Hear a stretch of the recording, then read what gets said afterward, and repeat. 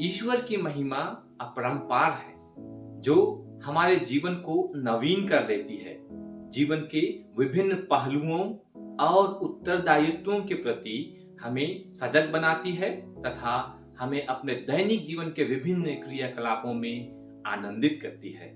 ख्रिस्त ने मेरे प्यारे भाइयों बहनों सबों को जय यीशु। दैनिक जीवन में अपने कर्तव्यों को निभाते निभाते हम सभी एक प्रकार के रूटीन कार्यों में लग जाते हैं, जो जीवन का एक अभिन्न अंग बन जाता है।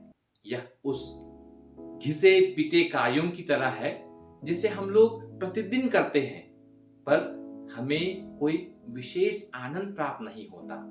कभी यह हमारी मजबूरी हो जाती है और यह उस कहावत को सत्य करता है जहां कहा जाता है, हम खाने के लिए जीते हैं, जीने के लिए नहीं।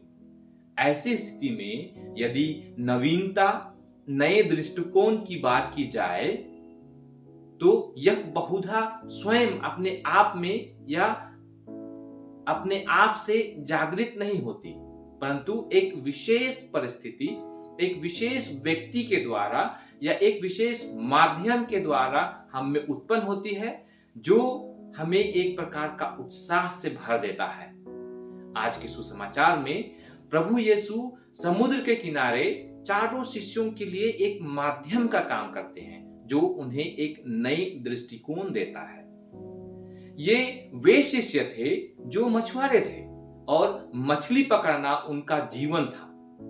मछली पकड़ने के अलावा शायद ही उन्होंने कुछ सोचा था, पर यीशु के निमंत्रण पर उन्होंने अपना सब कुछ छोड़ दिया और उनका अनुसरण किया। मछली पकड़ने का कार्य छोड़कर उन्होंने सुसमाचार प्रचार करने का एक रोजगार पाया, उन्होंने यीशु ख्रिस्त के सुसमाचार प्रचार में अपना हाथ बटाया। इस प्रकार आज हमें भी निमंत्रण दिया जाता है कि हम लोग भी अपने जीवन में नवीन बनने की कोशिश करें, पर यह नवीनता केवल अपने परिवार का त्याग कर नहीं होता, जिस प्रकार की इन शिष्यों ने किया था। आज हमें अपनी परिस्थितियों में ही इसे ढूंढने की आवश्यकता है।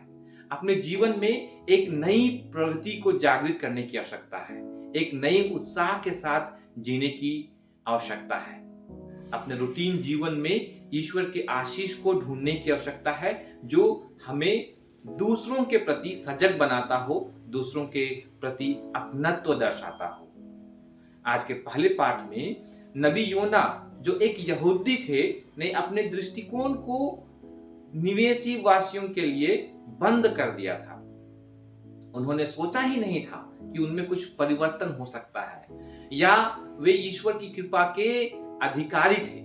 उन्होंने उन्हें बेकार समझा था, जो शायद ही अपने जीवन में परिवर्तन लाना चाहते थे और वे अपनी ऊर्जा व्यर्थ नहीं करना चाहते थे। इसीलिए वे निनेवे वासी के पास नहीं जाना चाहते थे। इसलिए जब योना को निमंत्रण मिला तो उन्होंने ईश्वर के निमंत्रण को अस्वीकार किया और ईश्वर से छिप जाना चाहा, पर ईश्वर हमेशा उनके पीछे पड़े रहे, क्योंकि उन्हें पापियों की भी चिंता थी। उन्हें आशा थी कि वे सभी या हम सभी उस प्रकृति को प्राप्त करें जिसकी कल्पना उन्होंने उत्पत्ति के समय की थी।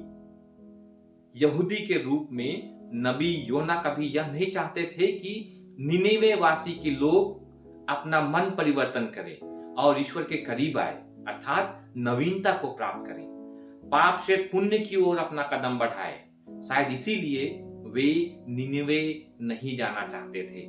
उन्होंने अपने मन दिल को बांध रखा था, अपने मन को कुंठित कर रखा था और नयापन को उन्होंने अपने जीवन में देखने की कोशिश नहीं की और दूसरे के जीवन में देखने ही नहीं चाहिए थी और ना ही वे करना चाहते थे। परमेश्वर उनकी प्रवृत्ति के विपरीत सब में एक तरह का नयापन देखना चाहते थे।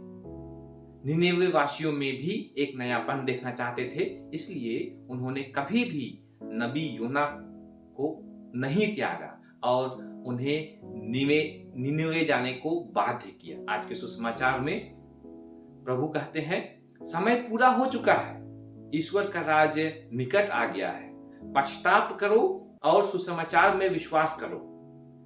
ईश्वर का राज हम मनुष्यों के साम्राज्य की तरह नहीं है। इनकी कोई सीमा नहीं है, इनमें कोई नियम नहीं है, और हमारे लिए निमंत्रण है कि हम लोग भी उसी तरह अपने जो राज्य हैं, अपनी जो सीमा है, उनको बढ़ाएं या फिर असीमित करें। अपने प्रेम के दायरे को बढ़ाने के लिए इसलिए प्रभु यीशु हमें आमंत्रित करते हैं कि हम लोग भी अपने बीते हुए अपरिपूर्ण अपूर्ण जीवन के लिए पश्चाताप करें, अपने संकीर्ण सोच के लिए पश्चाताप करें और नवीनता के लिए प्रयत्नशील रहें, जो उनकी संगति से ही सक्षम हो सकता है।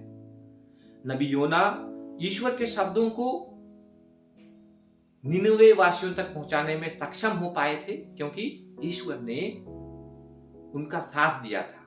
यीशु के शिष्य साधारण मछुओं से मनुष्यों के मछुए बन पाए थे क्योंकि ईश्वर उनके साथ थे, क्योंकि शिष्यों ने यीशु को अपने नाव में जगह दी थी। ठीक उसी प्रकार यदि हम अपने आप में नयापन लाना चाहते हैं तो सर्वप्रथम हमें ईश्वर को, प्रभु यीशु को अपने जीवन में स्थान देना होगा, जो हमें उनके प्रेम, उनकी दया, उनकी अनुकंपा, उनके दृष्टिकोण से अवगत कराएगा और मुख्य रूप से हमें अपने अंतरतम अपने जीवन से अवगत कराएगा। तभी हम अपने नए जीवन की ओर उन्मुक्त हो सकेंगे। विशेष रूप से इसलिए हम लोग प्रार्थना करें कि वे हमारे हृदयों को और भी विनम्र बनाएं, ताकि हम लोग ईश्वर को अपने जीवन में पहचान सके, अपने जीवन के द्वारा, अपने शब्दों के द्वारा उनके सुसमाचार का प्रचार कर सकें।